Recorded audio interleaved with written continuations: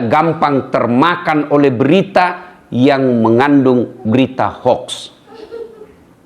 Nah, pertanyaannya, masalahnya bagaimana kita mau tahu ini berita hoax atau tidak? Karena ternyata saya saja di grup Mubalik yang nyata-nyata Mubalik banyak juga menyebarkan berita-berita hoax.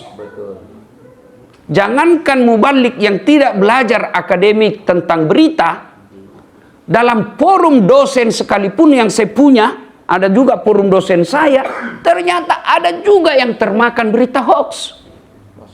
Kenapa? Tenanes sengi ciri-cirina. Dia tidak tahu ciri-cirinya. Maka pada kesempatan ini saya akan sampaikan. Tidak mau kak bicara yang lain karena lebih hebat Ustadz Fahru Rozi sama Ustadz Ikhwan. Tapi kalau ini saya pelajari. Atau itu hebatnya manusia. Tidak boleh merasa lebih hebat dari yang lain. Masing-masing ada jagonya. Saya tidak boleh pandangin tentukan tambal ban. Kenapa? Karena kalau bocor banku di jalan, angkat tangan anaknya. Itulah sebabnya orang tidak boleh menganggap remeh orang lain. Kenapa? Kamu hebat di bidang yang satu, kau lemah di bidang yang lain. Kenapa supaya tidak terjadi seperti itu? Supaya Nabila Laguna Merama terjadi roda kehidupan berputar. Karena kalau ada orang jago semua, kalau kaya ki semua, siapa mau menjual jalan kote? Ya toh? Nah ini mi, toh? Saya baca tata canku supaya saya tidak salah karena ada guru di sini. Ciri-ciri berita hoax menurut teori yang saya pelajari. Yang pertama, judulnya sensasional, provokatif. Biasanya memakai kata-kata heboh seperti terbongkar.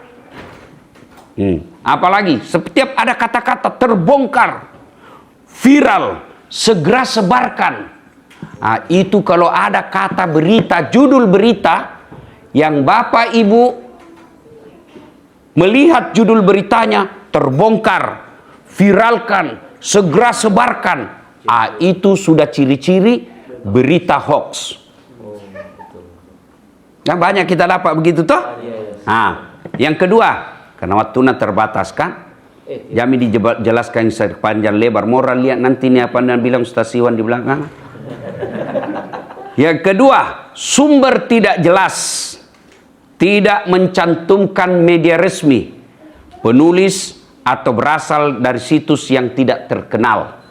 Maksudnya apa? Mau kita tahu ciri-cirinya. Berita hoax menurut sumber yang tidak mau disebut namanya. Pak Bale-Bale mintu. Kenapa kau tidak mau disebut namamu?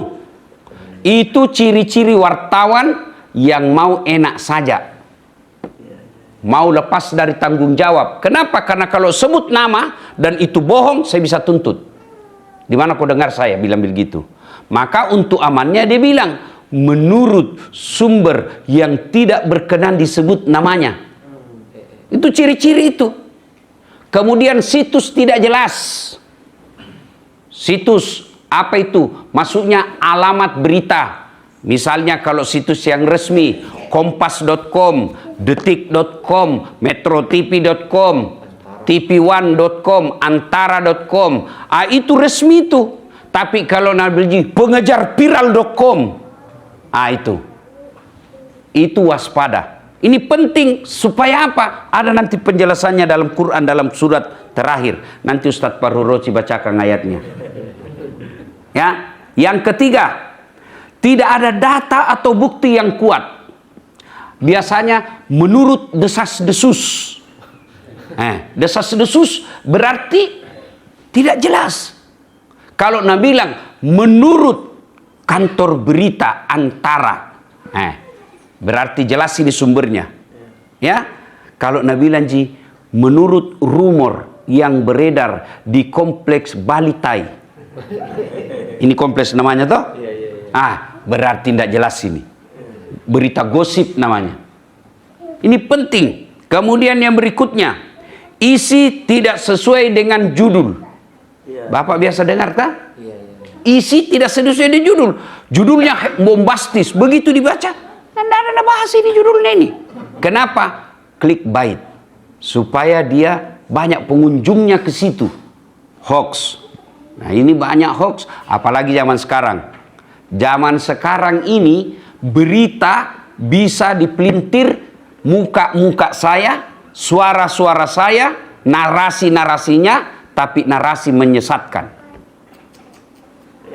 Pernah beredar di Facebook. Mukaku, suara-suara saya, dan bisa cloning itu suara, Pak. Apa nak jual? Obat kuat. Pak, langsung gue protes, Pak. Dan siapa yang pertama dapat? Mama Nece. Menghina ini berita ini. Oh, saya masih kuat, Pak. Masih bisa ke ceramah 1 hari 5 kali. Iya, menghina. Kalau dibilang iklan menjual tasbih, saya tidak protes. Iklan menjual sajadah, bolehlah. Obat kuat. Dan itu banyak terjadi. Maka hati-hati. Yang terakhir itu di Facebook. Viral, Dasat Latif. Itu sudah ada kata viral tuh. Viral, Dasat Latif mengunjungi. Siapa itu yang banyak kayak dukun-dukun di Banten, apa di daerah mana itu? Mengunjungi Habib Kanjeng. Betul itu ada gambarku turun dari pesawat. Tapi bukan dalam konten itu. Itu bahayanya kalau begini. Orang akhirnya bilang, ya sumbangi tahu, Dasat saja datang. Ini penting. Supaya apa? Kita tidak menimbulkan kegaduhan dan kesesatan. Nah, berikutnya lagi. Ini berdasarkan kajian yang saya pelajari ya. Kemudian memancing emosi. Emosi yang dimaksud menimbulkan ketakutan. Kemudian marah. Ada berita yang membuat orang rasanya mau kipatapas lagi. Ya. Kemudian panik. Kayak kemarin itu tentang BBM. Beda naik dengan langka. Ya, kalau naik kan sekarang naik. Tapi kelangkaan, kenapa muncul kepanikan? Karena orang bilang tidak ada. Panik, maka saya bikin kantor itu. Karena di Makassar 1000 bisa lihat. Dan itu bisa berpotensi orang berkelahi.